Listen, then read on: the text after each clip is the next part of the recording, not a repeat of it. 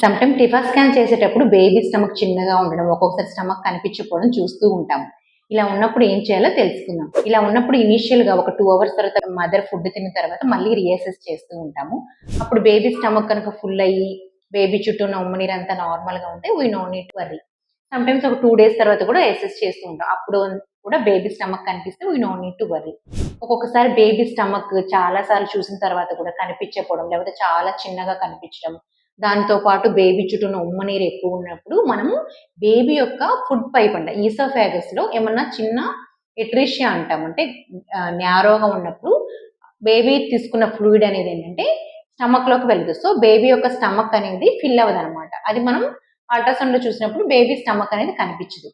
ఇలా ఉన్నప్పుడు ఏం చేయాలంటే బేబీకి పుట్టిన తర్వాత ఈ ఈసోఫేగస్ అనేది చిన్నగా ఉందా లేదా చూసుకున్న తర్వాత ఫీడింగ్ స్టార్ట్ చేసుకొని చేయడం జరుగుతుంది. ఇది చాలా ఇంపార్టెంట్. సో, స్మాల్ స్టమక్ ఉన్నప్పుడు we have to suspect oesophageal atresia. నేను మీ doctor Divya, consultant fetal medicine, Advaya fetal medicine centre.